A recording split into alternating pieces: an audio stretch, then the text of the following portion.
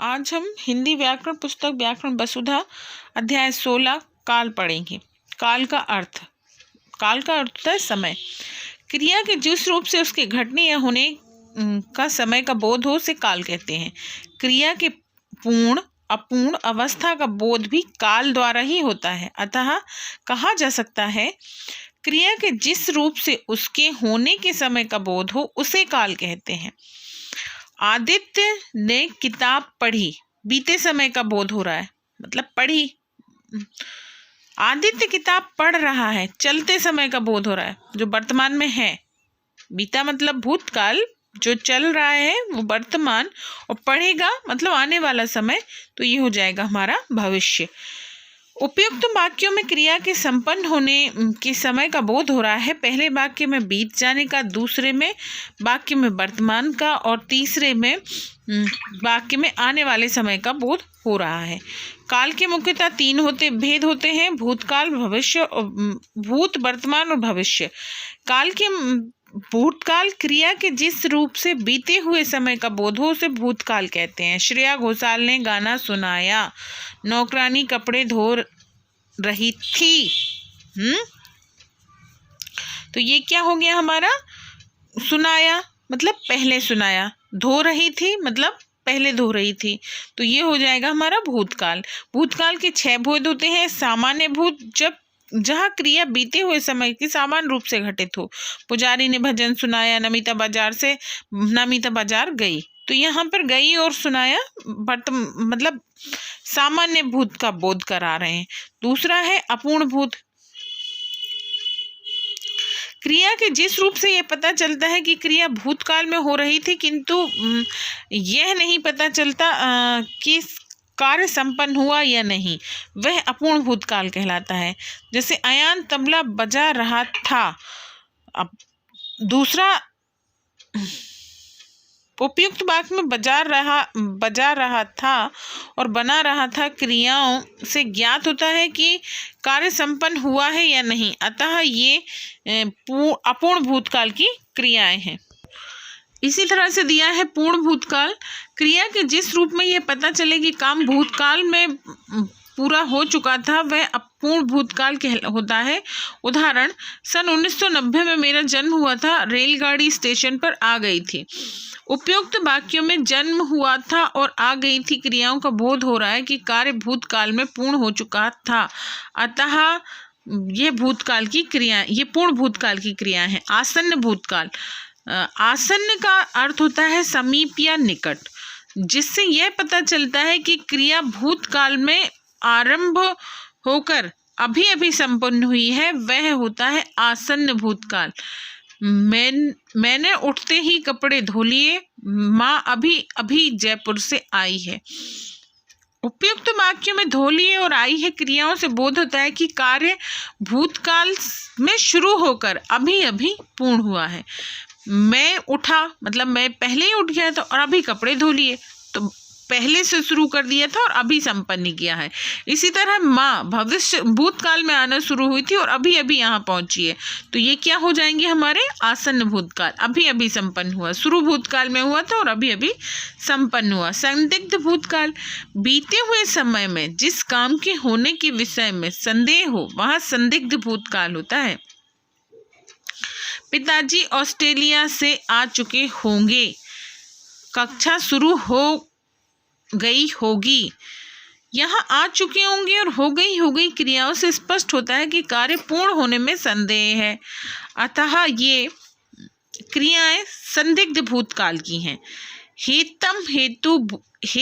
हेतम भूतकाल। भूतकाल की जिस क्रिया से यह पता चले कि कार्य भूतकाल में हो रहा था, किंतु किसी अन्य कार्य के कारण ना हो सका, उसे कहते हैं हेतम भूतकाल। यदि वर्षा होती तो फसल भी अच्छी होती, यदि तुम घर जाते तो सब से मिल लेते।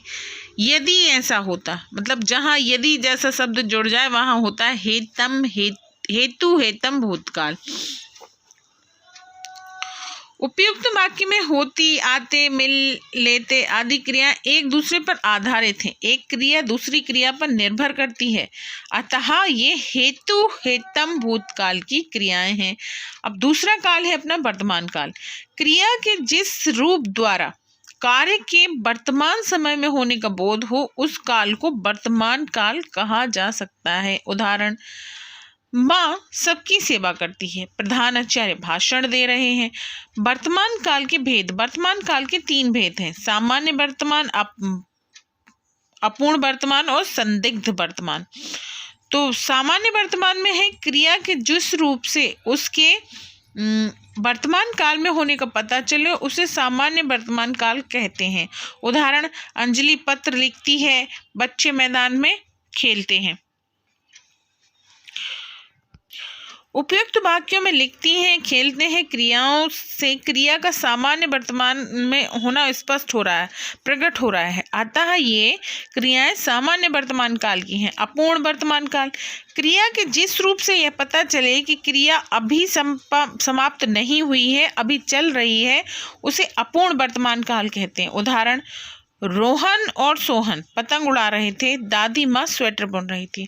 उपयुक्त वाक्यों में उड़ा रहे थे तथा बुन रही थी क्रियाओं से ज्ञात होता है कि क्रियाएं अभी समाप्त नहीं हुई हैं, अभी हो रही हैं, अतः ये अपूर्ण वर्तमान काल की क्रियाएं हैं। संदिग्ध वर्तमान काल। क्रिया के जिस रूप में क्रिया के होने का संदेह हो उसे संदिग्ध वर्तमान काल कहते हैं। उदाहरण, निधि अभी पढ़ रही होगी, माँ बाजार से आ चुकी होगी। पढ़ रही होगी मतलब डाउट है, संदेह है कि ऐसा हो रहा होगा। इसी तरह से आ चुकी हो में भी संदेह है, पक्का नहीं है कि आ चुकी होंगी ही या नहीं आई होंगी, दोनों ही बातें हैं। भविष्यकाल। क्रिया के जिस रूप से यह ज्ञात होता है कि यह आने वाले समय में होगी उसे भविष्यकाल कहते हैं। उदाहरण, हम आज क्रिकेट खेलेंगे, शिवानी परीक्षा देने लखनऊ जाएगी। ये सब कब होगा? भविष्य में, अभी नहीं हो रहा है, भविष्य में ऐसा होगा। भविष्यकाल के भेद। सामान्य भविष्यकाल, संभाव्य भविष्यकाल और हेतु हेतम भविष्यकाल। तो इसको सामान्य भविष्यकाल, जब कोई कार्य भविष्य में होना निश्चित हो वो कहलाता है सामान्य भविष्यकाल। जैसे आशा जी फिल्म में गीत गाएंगी, शिक्षिका नया पाठ पढ़ाएगी। इसमें गाएंगी और पढ़ाएंगी भविष्य में और सामान्य घटनाएं हैं, तय हो गया है कि ऐसा समय में होगा। संभाव्य में संभावना होती है कि ऐसा हो सकता है। जहाँ आने वाले समय में क्रिया के होने अथवा करने की संभावना पाई जाती है उसे संभाव्य भविष्यकाल कहते हैं।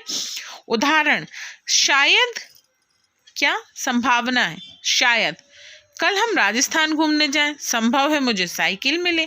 तो यहाँ पे जो संभाव्य भविष्यकाल है। उपयुक्त वाक्यों में क्रिया के उसकी भविष्य में होने की संभावना होने का बोध हो रहा है, अतः ये संभाव्य भविष्यकाल है। दूसरा लिखा है हेतु हेतम भविष्यकाल। क्रिया के जिस रूप से यह ज्ञात हो कि आने वाले समय में होने वाले कार्य किसी अन्य कार्य पर निर्भर होगा, तब उसे हम हेतु हेतम भविष्यकाल कहते हैं। इसमें होने वाली क्रियाएं किसी कारण या शर्त पर निर्भर करती हैं। यदि तुम बुलाओगे तो मैं अवश्य आऊँगा, यदि तुम मेहनत करोगे तो अवश्य प्रथम आओगे। उपयुक्त वाक्य में बुलाओगे, आऊँगा, करोगे, जाओ, आओगे क्रिया एक दूसरे पर निर्भर करती हैं, अतः ये हेतु हेतुम भविष्यकाल की क्रियाएं हैं। Okay, bye.